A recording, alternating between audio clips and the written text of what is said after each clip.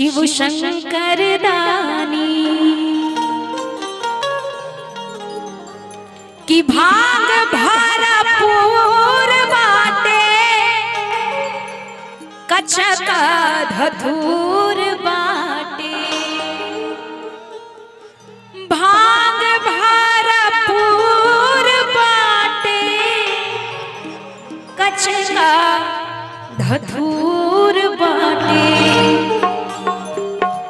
कैली रउआ जाला बनवा शिव शंकर दानी बोले शंकर भगवान की मैया पार्वती की।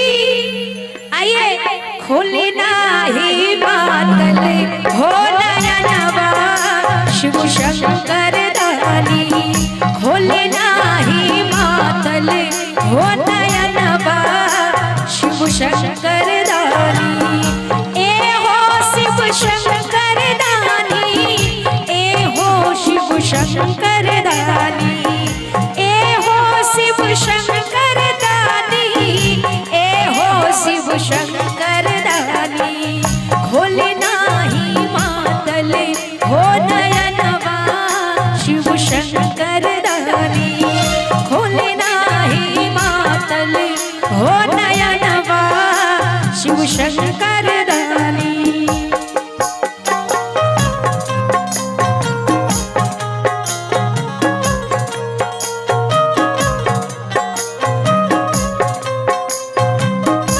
जय हो भोले।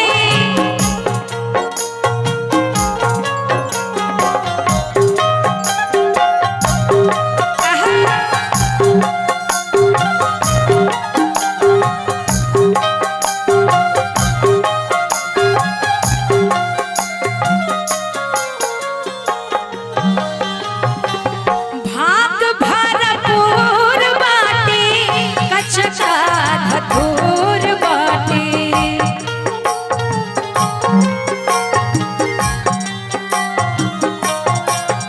भाग भरपूर बाटे कचका धतूर बाटे भाग भरपूर बाटे कचका धतूर बाटे कैली रउआ जाल बनवा शिव शंकर दानी खोले नाही मातल हो नयनवा शिव शंकर दानी।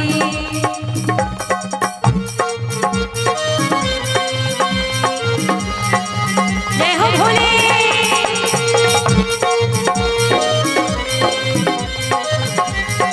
बोले सच्चे दरबार की क्या बात ताली बजाइए।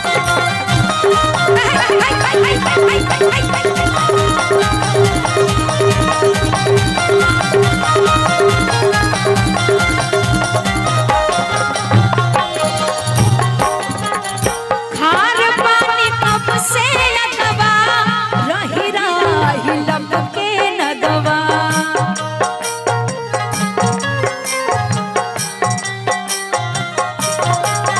खार पानी कब से लगवा रही राही लपके नगवा खार पानी कब से लगवा रही राही लपके नगवा डर मोरा कापे लापरनवा शिव शंकर दानी खोले नाही मातल हो नयनवा शिव शंकर दानी। जय हो बाबा।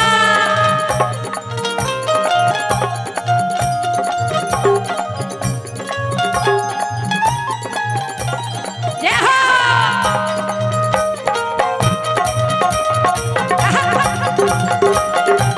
मीठी मीठी ताली बजा के सभी 1 2 3 4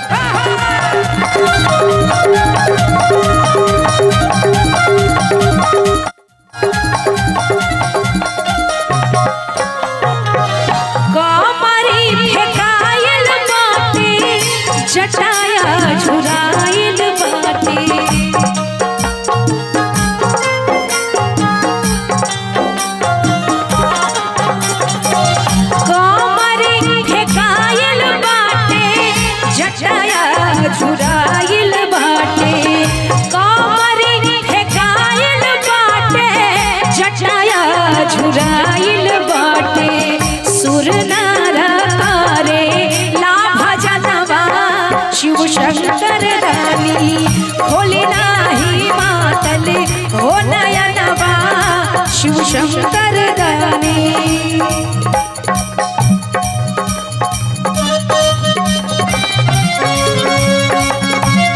जय हो भोले।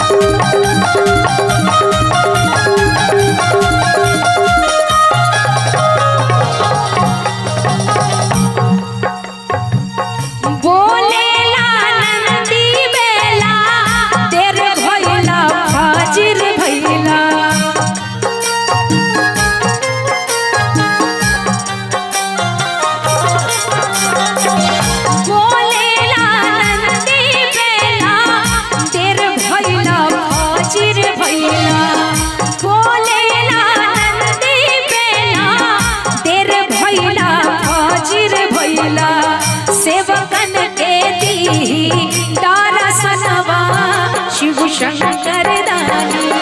होली नाही मातल हो नयनवा शिव शंकर दानी। ए हो शिव शंकर दानी, ए हो शिव शंकर दानी, ए हो शिव शंकर दानी, ए हो शिव शंकर दानी। होली नाही मातल हो नयनवा शिव शंकर दानी। होली नाही मातल हो नयनवा शिव शंकर दानी। होली नाही मातल हो नयनवा शिव शंकर दानी। होली नाही मातल हो नयनवा शिव शंकर दानी। होली नाही मातल हो नयनवा शिव शंकर।